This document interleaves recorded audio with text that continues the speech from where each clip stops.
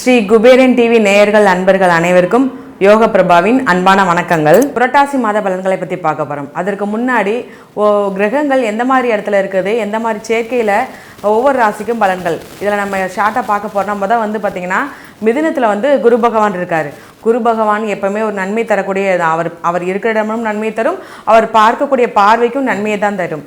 இன்னொரு முக்கியமான விஷயம் என்னென்னா, இந்த இதில் நம்மளுடைய சிம்ம ராசியில், அதாவது சிம்மத்தில் யார் இருக்காங்க அப்படின்னா சுக்கிர பகவான், கேது பகவான் சேர்க்கை இருக்குது. இது எந்த மாதிரியான ஒரு இதுனா பற்றுதல் இல்லாத ஒரு தன்மையை குறிக்கும். பொதுவாகவும் ஜெனரலாகவே இந்த மாதம் ஃபுல்லாகவே இருக்கிற எல்லா ராசினியர்களும் ஏதாவது ஒரு வகையில் பற்றுதல் இல்லாத தன்மையை குறிக்குது. அடுத்து பார்த்திங்கன்னா நம்மளுக்கு கண்ணியில் பார்த்திங்கன்னா ஒரு என்ன சொல்கிறதுனா ஒரு முன்னேற்றத்தை குறிக்கக்கூடிய சூரிய பகவான், புதன் பகவான் சேர்க்கை இருக்குது. யோகம் கொடுக்கக்கூடியதாக இருக்குது. சரிங்களா? அடுத்து நம்ம பார்க்க போகிறது ராகு பகவான் எங்கே இருக்காருன்னா கும்பத்தில் இருக்கார். இவர் வெளிநாட்டு யோகம், வெளிநாடு வாய்ப்பு இந்த மாதிரிலாம் சொல்லி தடைப்பட்டிருக்கிறவங்களுக்கு உண்டான ஒரு நல்ல பாசிட்டிவான இந்த மாதம், அதாவது பாசிட்டிவான நீங்கள் முயற்சி பண்ணிங்கன்னா கிடைக்கும், இந்த மாதத்தில் நீங்கள் முயற்சி பண்ணிங்கன்னா கிடைக்கும் அப்படிங்கிற மாதிரியான ஒவ்வொரு கிரக நிலையும் ஒரு பொதுவான பலன்களை கொண்டு இருக்கிறது. இதுலேயும் அடுத்து ஒவ்வொரு ராசிக்கும் என்ன மாதிரியான பலன்களையும் அதுக்குரிய பலாபலன் கொடுக்குது அப்படிங்கிறத நம்ம தெளிவாக அடுத்தடுத்த வீடியோவில் பார்க்கலாம். கடக ராசிக்கான புரட்டாசி மாத பலன்கள் எப்படி இருக்குன்னு பார்த்துருவோம். அதாவது கடகராசிக்கு எப்படி இருக்குது அப்படின்னா, கொஞ்சம் கவனமாக இருக்க வேண்டிய காலம்தான் இந்த புரட்டாசி மாதம். ஏன் அப்படி சொல்கிறேன் அப்படின்னா, நீங்கள் என்னதான் ஓரளவு ஏற்கனவே சொன்ன மாதிரி தான் நிறைய பிரச்சனைகள் எல்லாத்தையும் தடைகள்லாம் தாண்டி தான் நீங்கள் வந்திருப்பீங்க. இந்த மாதம் எப்படி இருக்குது அப்படின்னா, ஒரு வாக்கு, உங்களுடைய வாக்கு மூலமாக பிரச்சனைகள், உங்களுடைய வார்த்தைகள் மூலமாக தேவையற்ற பிரச்சனைகள் வர்றதுக்கு உண்டான வாய்ப்பு இருக்குது. கொஞ்சம் கவனமாக இருங்க. எந்த இடத்துல பேசுகிறோமோ அந்த இடத்துக்கு தகுந்த மாதிரி பேசுங்க. ஏன்னா இப்போ அவங்க நல்லா பேசிக்கிருப்பாங்க, ஆனால் உங்களுக்கு பின்னாடியேவும் உங்களை பற்றி தேவையற்ற, அதாவது நீங்கள் பேசின வார்த்தையை வச்சேவும் அது தேவையற்ற ஒரு பேச்சாக மற்றவங்களுக்கு கொண்டு போகும். அந்த மற்றவங்களுக்கு கொண்டு போகும்போது அது உங்களுக்கும் மற்றவங்களுக்கும் ஒரு பெரிய பிரச்சனைக்கு உண்டான வழிவகுக்கும். அதனால் தயவு செய்து பேசும்போது பார்த்து பேசுங்க. இன்னொரு விஷயம், வாக்கு யாருக்கும் கொடுக்காதீங்க. இந்த இதுக்கு நான் பார்த்துக்கிறேன், இந்த இதை நான் செஞ்சுக்கிறேன், என்னை நம்பி கொடுங்க, நான் பார்த்துக்கிறேன், இந்த மாதிரியான வார்த்தைகள் வேண்டாம். இந்த மாதத்தில் அது உங்களுக்கு செட் ஆகாது.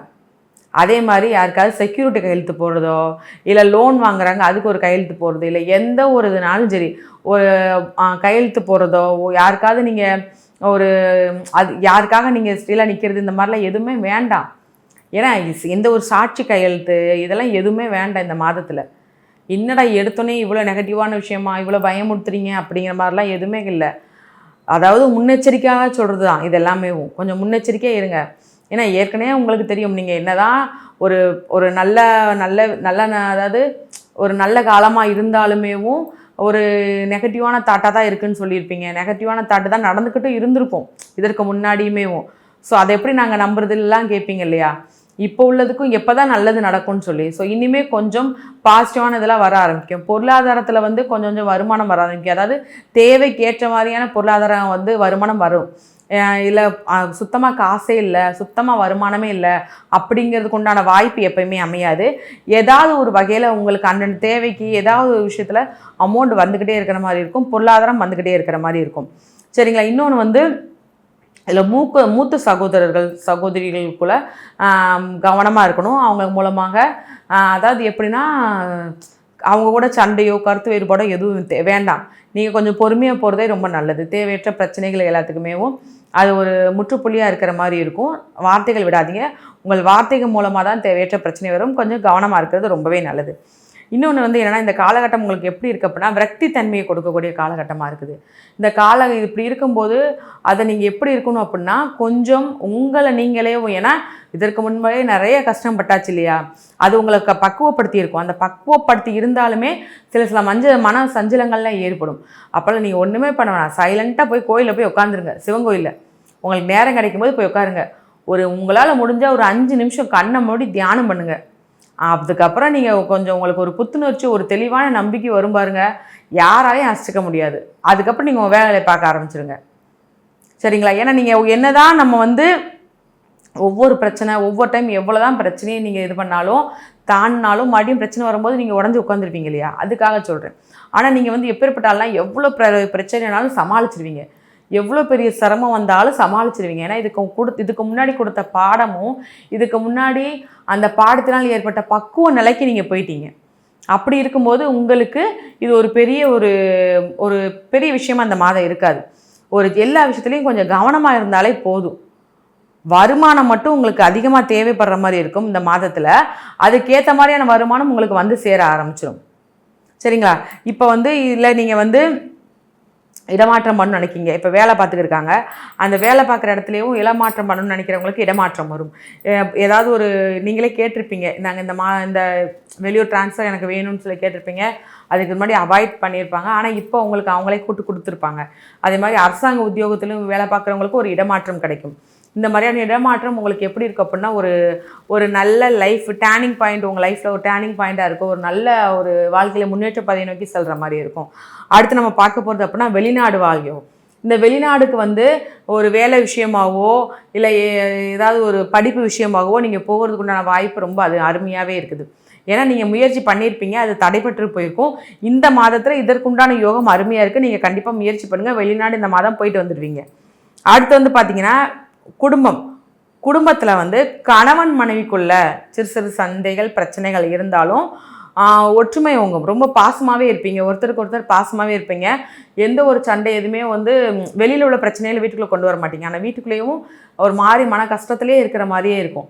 இதுக்கு என்னென்னா நீங்கள் வீட்டிலேருந்து கொஞ்சம் தனியாக இருக்கிற மாதிரி இருக்கும். அதாவது எப்படி இருக்கு அப்படின்னா வீட்டிலேருந்து கொஞ்சம் நீங்கள் தனியாக இருக்கிற மாதிரி, தனிமைப்படுத்திக்கிட்ட மாதிரி, இந்த மாதிரி விஷயங்கள் இருக்கும்போது உங்களுக்கு அந்த பிரச்சனையோட பாதிப்பு வந்து குறைய ஆரம்பிச்சிடும். ஏன்னா இப்போ வந்து வீட்டோடு இருக்கிறது வந்து சிறப்பு இல்லாமல் இருக்குது. தனியாக இருக்கிறது தான் உங்களுக்கு ஒரு என்ன சொல்கிறது அப்படின்னா ஒரு பாசிட்டிவான மைண்டாக இருக்கிற மாதிரி தோணும். ஆனால் இந்த டைமில் எப்படின்னா தைரியமும் வைராக்கியமும் அதிகரிக்கும். இல்லை நம்மளுக்கு வந்து இப்படி இந்த நிலைமையில் இருக்குது, நம்ம வின் பண்ணி காமிச்சிடணும், பரவாயில்ல எவ்வளோ அடித்தாலும் வாங்கிக்கிடுவோம், வாங்கி அடுத்த நம்ம அடி பலமாக எடுத்து வைப்போம், தெளிவான சிந்தனையும் எடுத்து வைப்போங்கிற மாதிரி ரொம்ப பலமாக யோசிப்பீங்க. அந்த யோசனையில் அடுத்தடுத்து நீங்கள் என்ன செய்யணும், அடுத்தடுத்து நம்ம எப்படி வின் பண்ணணும் அப்படிங்கிறதுக்கு உண்டான வாய்ப்பு அதிகமாகவே இருக்கும். இதில் வந்து எப்படின்னா விரைய செலவு சகோதரன் மூலமாக வருது. ஒரு சுப நிகழ்ச்சி இல்லாமல் ஏதாவது ஒரு விரைய செலவு, ஆஸ்பத்திரி செலவோ இந்த மாதிரி இதெல்லாம் வருது. இது நீங்கள் மருத்துவத்துக்கு போகிறீங்க, அதாவது குழந்தைகளா தம்பதிகளுக்கு வந்து பார்த்திங்கன்னா மருத்துவ செலவுக்கு நீங்கள் போய் யூஸ் பண்ணுறீங்க. அதாவது இதுக்கு முன்னாடிலாம் தடங்கள் ஏற்பட்டிருக்கும் இல்லையா, அவங்களாம் இந்த மாதத்தில் போய் பண்ணலாம் நினைப்பாங்க. நீங்கள் வந்து இந்த மாத கடைசியிலேருந்து முயற்சி பண்ணுங்கள். ஸ்டார்டிங்லேயே போய் இது பண்ண வேணாம், இந்த மாத கடைசியிலேருந்து முயற்சி பண்ணுங்கள். குழந்தை உண்டாததுக்கு உண்டான வாய்ப்பு வந்து உங்களுக்கே கண்டிப்பாக அதிகமாக கிடைக்கிறதுக்கு இருக்கும். நீங்கள் கிருஷ்ணர் கோவில் வழிபாடு பண்ணுங்கள். சரிங்களா? அதே மாதிரி அதாவது உங்களுக்கு வந்து பொருளாதாரத்தில் தேவைக்கேற்ப கண்டிப்பாக வரும். இன்னொரு விஷயம் என்ன, மற்ற எல்லா விதத்துலையுமே நீங்கள் கவனமாக இருக்கக்கூடிய மாதம் தான் இந்த மாதம். நான் சொன்ன மாதிரி சிவன் கோவில் வழிபாடு பண்ணுங்கள். அப்படி வழிபாடு பண்ணுறது மூலமாக மன நிம்மதி கிடைக்கும், தெளிவான சிந்தனை கிடைக்கும், யோசித்து எதனாலும் செயல்படுவீங்க. ஸ்ரீ குபேரன் டிவியை பார்த்தமைக்கு நன்றிகள். மேலும் இது போன்ற தகவல்களை தெரிந்து கொள்ள ஸ்ரீ குபேரன் டிவியை சப்ஸ்கிரைப் செய்யுங்கள். மறக்காமல் பெல் ஐக்கானை கிளிக் செய்யுங்கள்.